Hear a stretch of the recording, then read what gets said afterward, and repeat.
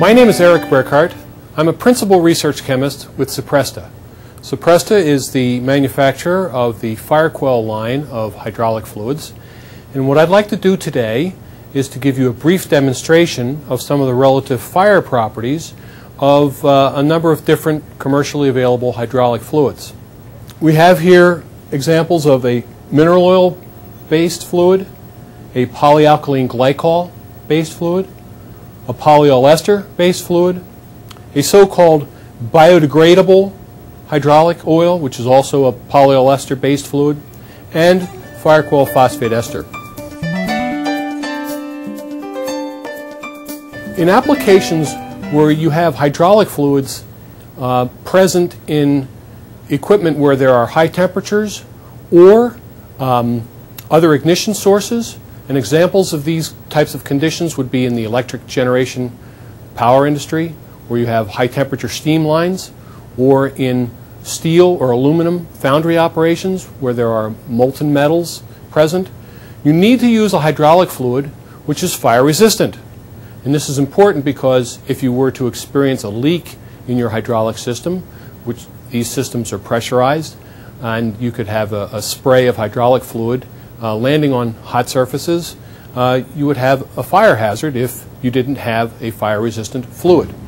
The true mark of a fire-resistant fluid, of course, is that if ignited, the fluid will be self-extinguishing. And although many of these fluids claim to be fire-resistant due to their high flash point or high fire point, they are not self-extinguishing. And only a phosphate ester fluid is not only difficult to ignite, but it will not propagate a flame if it is ignited. And if you were to be able to ignite a phosphate ester, it would cease to burn once the ignition source was removed. So what I'd like to do is give you a demonstration.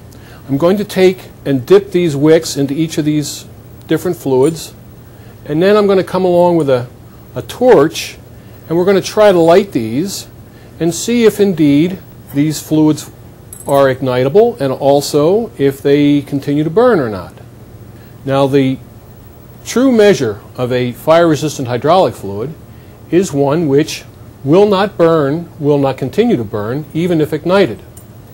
And so, of this group, phosphate esters are, of course, fire-resistant because they are not only very difficult to ignite, but they do not support their own combustion. And so, while you might have a high flash point or high fire point for some of these fluids, I think that you'll see that it is possible to ignite them and get them to burn. So we'll start with the mineral oil. It's burning. Here we go to the polyalkylene glycol-based fluid, which is going to burn. The polyol ester, the biodegradable hydraulic fluid, which is also a polyol ester, and the phosphate ester. Now, the phosphate ester, not only is it difficult to ignite, but even if you are able to ignite it, it will self-extinguish itself. And this is because of the inherent heat of combustion of phosphate esters is a lot lower than other types of oils, as you see here. These oils do continue to burn after the initial ignition, and they're going to burn until you either burn them up completely or act upon them with some sort of outside extinguishing agent.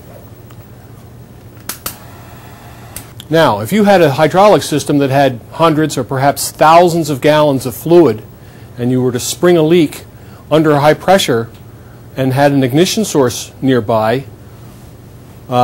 which kind of fluid would you want to have in your equipment? These so-called fire-resistant fluids, or a phosphate ester, which is really a truly fire-resistant fluid?